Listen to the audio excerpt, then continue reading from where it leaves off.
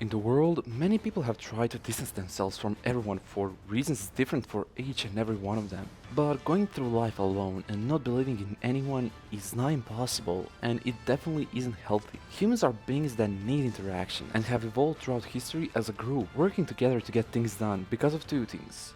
One, of course, because it's easier, and the second one is because it's just a lot more fun and it takes away a lot of stress. But with that come many risks, and some people just don't want to take them on. And Zora, experiencing those risks come to life, decided to become a lone wolf. And here's his story. Zora's father, Zara, was known as the first commoner magic knight, which caused a huge commotion amongst royalty. The society in Black Clover is one of my favorites, and the story of Zara kind of encapsulates it, showing just how big of a rift exists between the royalty and the commoners.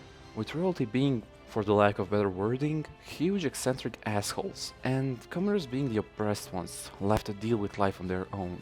But let's get back to Zara here. After failing many times on the Magic Knight's exam, he was finally accepted into the Purple Orcas, finally becoming what he always wanted to be. Someone who could help those in need, as well as someone who would show to the world that commoners are not to be underestimated. But the royalty didn't agree with that. Zora talks about his father as his idol, someone who he looked up to the most. His father was a light-hearted guy, pulling pranks, making jokes, and always with a smile on his face. One day he even made a toy for Zora, the so-called emissary of justice, Super Mage Zora, a knight protecting the world from the shadows. He always believed in his comrades and praised them as much as he could. But they didn't look at him the same way. He died on the battlefield, and while his father's grave, Zora overheard from some members of Purple Orca that he was shot in the back by one of his comrades, and how those nobles, this piece of shit royalty, are happy he was killed, since he was, and I quote, nothing but a commoner, still acting like a magic knight and strutting around the battlefield. Once he heard that, Zora decided to listen to his father's words and protect the world from the shadows. Protect everyone from this so-called royalty that are nothing more than ignorant, self-serving bastards who don't actually care about anyone else. So Zora decides to train and become strong enough to defeat exactly them. Once he did, he embarked on a journey with a mission. A mission to exterminate every single corrupt magic knight. At one point on his journey, he even encountered Yami, who offered him a Black Bull's robe, which Zora took but decided not to wear and just continued on his journey. While on his journey, he found out about the Royal Knight Selection exam and also learned its location. And he got a genius idea. At the exam there will probably be a lot of corrupt magic knights to beat up, so he spent the whole night setting up traps all across the battlefield. And next day he encountered Zax Rugner, the vice captain of the Purple Orcas, the squad his father was a part of. He was threatening an old lady who was asking for her granddaughter who was taken away by him. After overhearing this, Zora realized that Zax was another one of the corrupted magic knights and defeated him, taking his robe in the process to enter the exams. After that, he bursts into the exams, acts cocky, and proclaims that he absolutely has no respect for the Magic Emperor, Julius Noachrono. This obviously angered everyone, especially Asta as you would expect. And look at that, he actually ends up with Asta in the squad. At this point, all the reader knows about Zora is the fact that he beat up the vice captain with a reason having yet not been presented, that he dislikes the Magic Emperor, and as he says that he came to the exam just to make fools of everyone. All of that creating a great mystery around this character, who is definitely gonna play a huge role because of his design alone.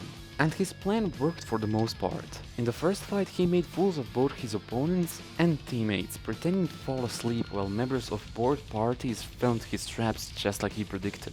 That of course just got him into an even bigger fight with Asta, but despite that, Asta was not giving up on him cooperating with them. And in the second fight, Asta actually kind of forced him into exactly that, by using his anti-magic to erase all of the traps Zora placed before. In this fight, they were also fighting a huge royalty asshole, one of those who believe that anything that doesn't come from royalty is ugly and shouldn't exist. Exactly the type of person Zora hates. So of course Zora wanted to defeat him, but now he needed Asta's and Mimosa's help, or as he calls it, he needed to use them. So he did, and they proceeded to the next round, which was against Langris and his team. And Langris is another person driven by hate and insecurities, always trying to prove that he's above everyone to make himself feel better. Exactly the type of person everyone hates, Zora included. So in this match he definitely needed help from his teammates as well.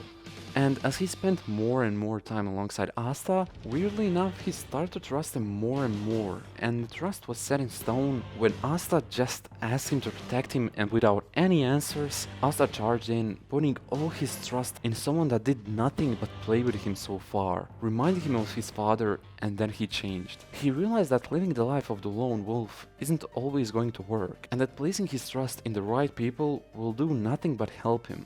The match ended in a draw, but for Zora, it was a win. One trait of his character I haven't mentioned so far, because I didn't think I needed to, is always pointing out everyone's flaws. And after this fight, it was no different.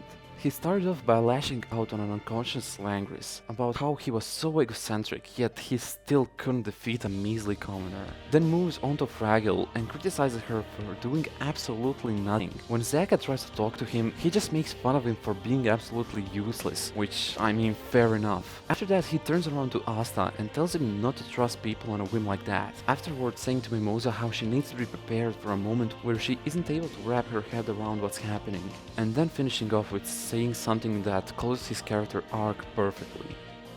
And you crazy son of a bitch in a mask, should have trusted more in your comrades.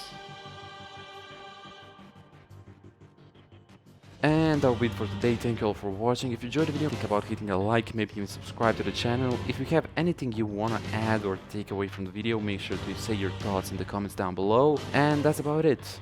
Trigger off.